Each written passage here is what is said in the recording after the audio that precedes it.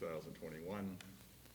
Present from the board, Robert Early, Paul Bergeron, and myself, Daniel Hansberry. Is there a motion to waive the reading of the minutes from the board meeting held on Thursday, September 16th, 2021, accept them and place them on file? So moved. Is there a second? I'll second. Are there any errors or corrections?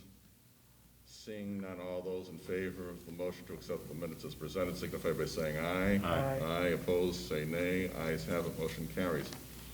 Is there a motion to waive the reading of the non-public session meeting minutes from the board meeting of Thursday, September 16th, 2021, accept them and place them on file? So moved. Is there a second? I'll second. Are there any errors or corrections? Seeing none, all those in favor of accepting the minutes as presented signify by saying aye. Aye. Aye. Opposed, say nay. Ayes have it.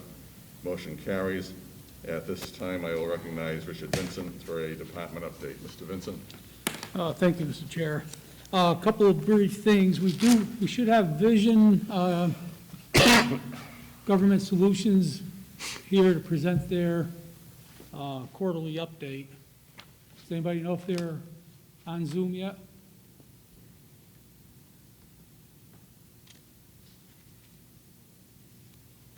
If not, then I'll make. I don't see them. This is Jeff. I don't see them. So should we, do you have some comments, Mr. Vincent? A couple of brief comments. I included in the packet the report from George Sansucci. That's the company that values the utilities. We got their report, and the utility values dropped by about $32 million compared to last year. That's because of the formula, the new formula established by the state legislature, which was a result of the lawsuits that were on their way through the court system over the last few years. So the resulting value for this year was $362,159,000. That was a drop from $394,203,000 in 2020.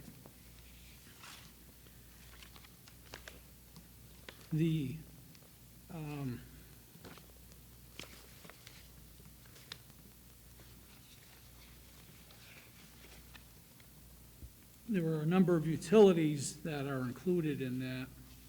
Some remained where they were from last year, some did go down.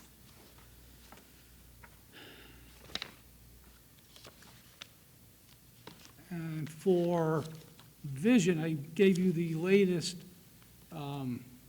update that they provided at the last meeting.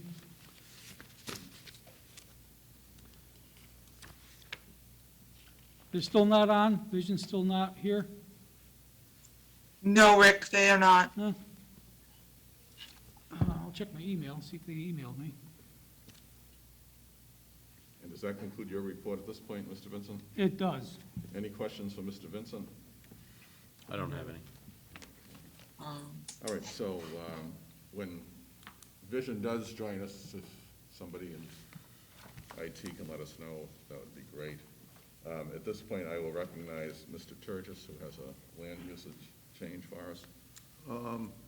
So the first thing, and one of the things I have for you is the land use change tax for the property at 35 Groton Road. It was in current use. It has been removed from current use, and there is a warrant for the land use change tax. Any questions for Mr. Turgis on that? Nope. No. So is there a motion? You need an emotion on this, correct? I believe so, yeah. So is there a motion to approve the warrant for the land use change tax, map D, lot 23? So moved. Is there a second? I'll second that. Is there any discussion? Seeing none, all those in favor of the motion signify by saying aye. Aye. Opposed, say nay. Ayes have it, motion carries. Does that, let's see, then you have some unfinished business for us. Yeah, under old business, I have a warrant for timber cut that was presented to the board and approved by the board back in March. The warrant itself never got signed in an oversight. Basically, I'm presenting the warrant to be signed so we could send out the tax bill, that's all. But it was approved, and I sent in a copy of the minutes from the meeting. It was approved, it just didn't get signed, that's all.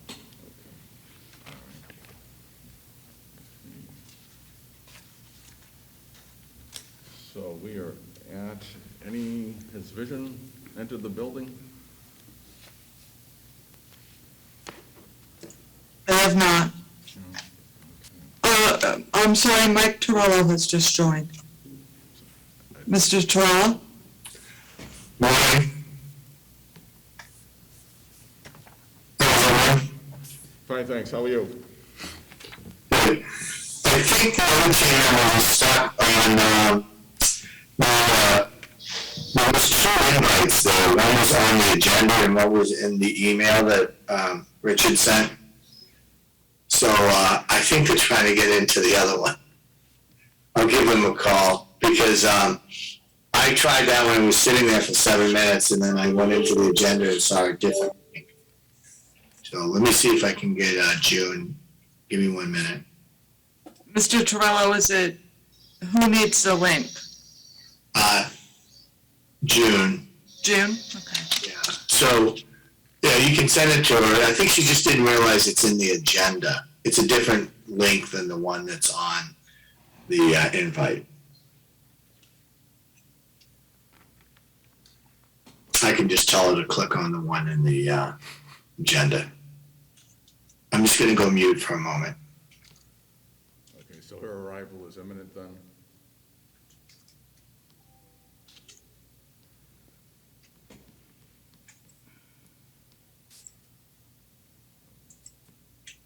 Yeah, I think that's time for the comment then. All right, why don't we move on to public comment? And then we will go back to Vision Government Solutions once they arrive out in cyberspace. I would just remind the speakers that each speaker is limited to speaking once per public comment period and is limited to 5 minutes. And unfortunately, I have to repeat this. I had been saying it at a number of meetings when we were doing it over Zoom, but due to an incident that happened at the prior meeting, this certainly bears repeating. Remarks shall be civil, rude, or profane, or I would add vulgar for that matter, remarks are prohibited. All right, is there anybody here who would care to comment? Would you please state your name and address for the record? Lori Ortolano, 41 Berkeley Street. If you can come forward to use the mic, please.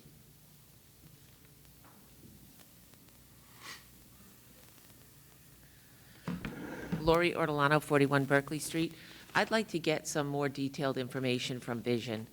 The mayor announced at the coffee in July that he was aware and had communications with Vision that there would be a shift onto residential properties with these assessments and ultimately the tax burden because of the drop in commercial property values due to the pandemic.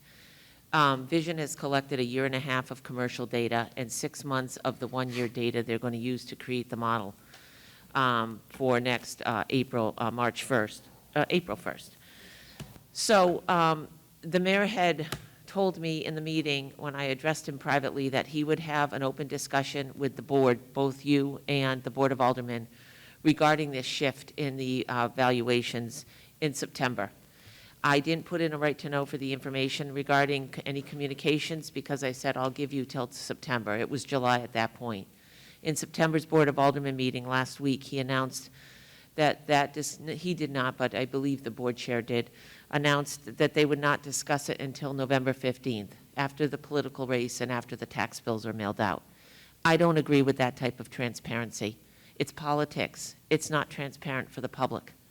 And I have some real concerns and issues. I have talked to a lot of senior citizens who are very, very concerned about what's coming down and what they're paying right now for property taxes. And the one thing this city hasn't done is really control spending. They continue to spend. And if we have this shift onto residential properties, they're going to get hit. And we also know that many of these assessments are wrong because we didn't handle depreciation right. I have a home in my neighborhood, walking distance, that is assessed for $360 and sold for $650. That's not because the market's running hot. That's because the $360 assessment done by KRT was not the correct assessment in 2018. That house hasn't gone up 60 or 70% for an old home. It was one of those homes that was never done correctly. It had 2 additions and depreciation was never handled correctly. So I would like to have a candid talk, and I would like it to start at the Board of Assessors level because I think it should happen here with you with vision. I would like to know what they're seeing with these commercial properties. I'm also concerned that we're going to continue to see a drop in commercial properties. There's some really big issues with shipping in this country right now. And anyone in commercial business or anyone that is involved in receiving inventory is in a lockout, really, because of the stack of cargo ships that are laying in ports because they don't have the workers to unload them. And I know it affects many, many businesses. So we're going to continue to see commercial properties hit like this. I can see from the data that the entry rate is about 6% right now. You know, when we first started this, the mayor said it was going to be 40. We could expect 40% to open their doors. I said it, Bob Gagney said probably closer to 5. We're at 6. We got a little more time. Let's see what happens. I have to go back and look at the data from Vision on how they've tracked their entry rate. Yes, the pandemic impacted it, but they opened up to do internal inspections, 4 months ago. What's going on there? How many people are calling? How many people are lining up? I think they're really trying to get into the homes with the sales data, which is excellent because they got to build the model off of that. So, I think there's a lot more we can do for transparency on this issue. And I think the board should be asking more questions of Vision, asking more about this skew that they're seeing between commercial and residential properties. This happened in Nashua where there was a shift in 1992, and it was a very, very difficult time for citizens. And I feel we're not being candid about this. I try to put the word out, but I think the elected body should be doing it. So it's disappointing that I have to wait 6 months. A mayor has had, conversations with Vision and is able to keep those confidential for 6 or 8 months before he informs the public of what's going on after an election and after a tax bill comes out. That just doesn't work for me. It's not, our assessments are not a political game, and they shouldn't be to any of you sitting here. You don't serve the mayor, you serve us and the interests of us, and I feel you're not doing that. Thank you. Other public comment?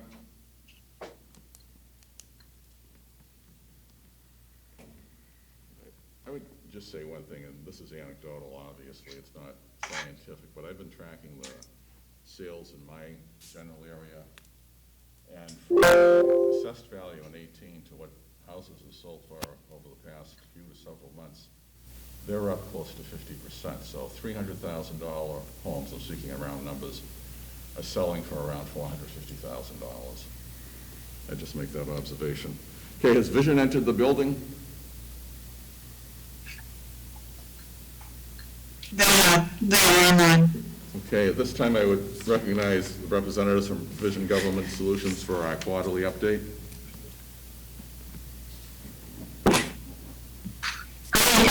This is Joel Penny. Can you hear me okay? Yes, you're coming through loud and clear. Good morning. Good morning. So I'm here again, once again, just to talk about the data collection that we are done and where we're at and what phase we're in. So as everybody knows, we continue to do data collection. We are currently data collecting in Ward 9, and we're in the final. We have about 900 plus or minus properties left to do in that ward. In the commercial section, we have 253 properties left to do.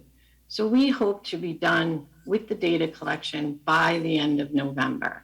And that's with the initial measure and listing. We currently have started doing interior inspections. That's been going on for the past couple of months. We have sent out 6,613 letters so far, and we have gotten 1,354 interior inspections done. So that does equate to a 20% entry rate. We did have an initial 172 done at the beginning, so if I minus that out, we are at 18%. So that's just from the interior inspections. We still have appointments through October 18th that we're currently doing with this last ward that we sent out. And as that continues, if we need more schedules, then we add them as we go. I'm going to send out the next batch in November, and we'll be doing those in December. Come January, we will finish up with the last 6 wards. We'll probably send out 2 at a time and finish up hopefully in April with all of the interior inspections. Questions for Ms. Perry? Ms. Perry, so the 20% entry rate, you do New England and New York, if I remember correctly. Historically, how does that compare with your track record in the past as far as gaining entry? Well, and I'm not surprised by that, given the pandemic. But I'm actually happy that we've gotten as much as we have, and I think it's going to continue to get better as we go into 2022. Like we all know, we delayed sending out the interior inspections until it got to a little bit later point in time. So hopefully, more people, as the word gets out, will continue to respond to these letters and set up appointments. And I don't know if this is a fair question or not. Do you think that we are at or near a market top as far as residential properties go? At or near a market, I'm sorry, I couldn't hear you. Do you think we're at or near a market top? Do you think that we're probably at the high point that we're going to see or close to it? I mean, at some point, the market's going to level off. It just can't continue to go up like this. Do you think we're close to that point? For the other communities that I have been doing, it's starting to stabilize. There aren't a lot of sales on the market, so a lot of properties on the market. So of course that has something to do with them going up. The interest rates are low, but they are starting to stabilize. I am starting to see that in other communities. We have not started the valuation part in Nashua yet, so we have not analyzed the sales there yet. And then this is a question, just a general question. Properties that suffer from benign neglect, where it's a deliberate decision on the part of the homeowner to neglect the property, is it consistent in the states that you work in where it's just automatic that those houses, if there's an abatement applied for, are adjusted downward in value? Or are there some communities that deal with it differently than we do? I think sure, Mike. Good morning. Vision. I think it depends on how the property is identified at the current state of the abatement. So if it's been adjusted and already identified as having the problems, then an abatement might not be warranted. If it's something that is brought to the attention because maybe I haven't been able to get into the property and see the full effects of it, then there might be an adjustment on it. So it's really more of an individual case thing than an automatic adjustment because the property is in, say, disrepair.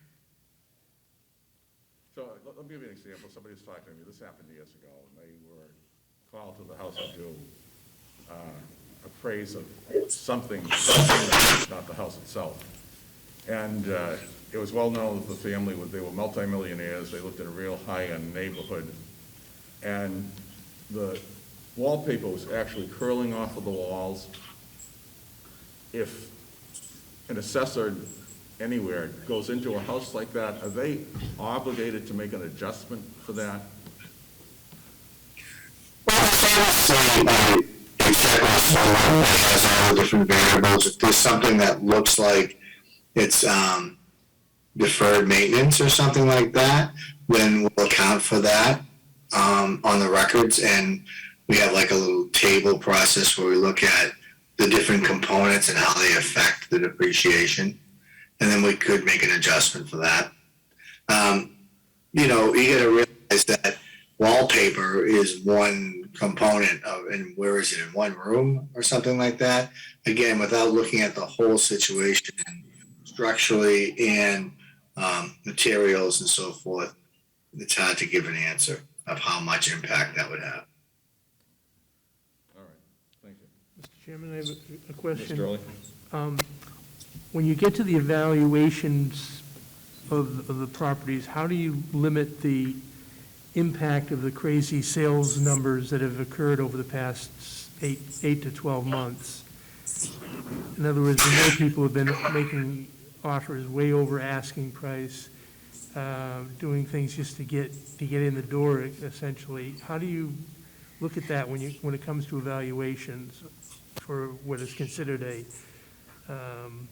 an actual number, a real world number? I'm not quite sure what I mean by a real world number, but our job is to look at the market during that time period of the valuation date, which would be April 1st of next year. We will look at a range of sales before that, and hopefully we'll have a time to look at some of the sales after, because the notices wouldn't go out for a little other period of time. So we'll try to look at sales over the last year or two and look at the trends and try to see what the future trends are doing, because we'll have that opportunity for probably at least a few months. And then we'll have to meet the standards based on that data that's the qualified sales. And again, the qualified sales would be willing buyer, willing seller, and exposed to the market. So once we get that data, that's the numbers that we'll have to work with to determine an assessment that's reasonable to the community that they choose to put on it, be it at 98%, 100%, or whatever number is decided by the board. Okay, thank you. Any further questions? Any questions from members of the staff? Okay. Or do you have anything else that you'd like to add?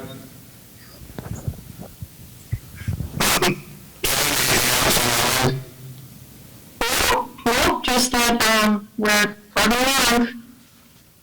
Yeah, well, I thank you very much, and have a happy holiday season, and well, I guess maybe we'll see you in December. Yes, we may see you just before the holiday season, so we'll see you in a couple of months. We were a little late getting this one in, but we'll plan on seeing you in December. Okay. Okay, thanks for having us. Bye.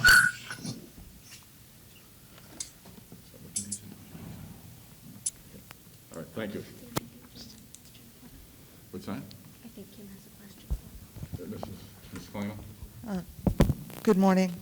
So I just wanted to address a couple items that were raised this morning. We're very happy with the work that Vision has been performing. We're extremely lucky to have such a talented chief assessor who is working closely with Vision. This is a BTLA ordered reassessment, which means we make quarterly reports to the BTLA on how the assessment is going. And we've kept up with those and we've posted those. We have kept everything that can be delivered to the public very transparent. The mayor did approach us, myself and the chief assessor, on doing an update and having Vision come in and do a presentation. It's not going to be a question and answer session. It's going to be a presentation with the chief assessor on November 15th. And that was a date that was chosen because there were other priorities that had to be addressed. The boards had a meeting almost every night. I want to be clear that the mayor has not met with Vision. There's been no backdoor meetings or anything of that sort. The mayor communicates with his staff, myself, chief assessor, and we provide him updates. But the mayor has not met with Vision other than the public meeting November. Any questions for Director Fontenot? No, no questions. All right. Any comments by board members? I don't have any. All right. Is there a motion to go into non-public session for two reasons? First, to discuss matters which, if discussed in public, would likely affect adversely the reputation of any person other than a member of this board unless such person requests an open meeting. This exemption shall extend to include any application for assistance, a tax abatement, or waiver of a fee, fine, or other levy if based on inability to pay or poverty of the applicant pursuant to RSA 91-A:3, Roman numeral 2, parenthetical C. Second, under 91-A:3, Roman numeral 2, parenthetical L, with the consideration of legal advice provided by legal counsel, either in writing or orally to one or more members of the public body, even where legal counsel is not present. So moved. Is there a second? I'll second that. I'll call the roll. Mr. Early? Yes. Mr. Bergeron? Yes. Mr. Hansberry? Yes. Let the record show that we have entered non-public session at 9:26 a.m. And then I've got... Okay, give me a moment. Right, now take your time. Yes. Okay, that's all. Wait till they come in.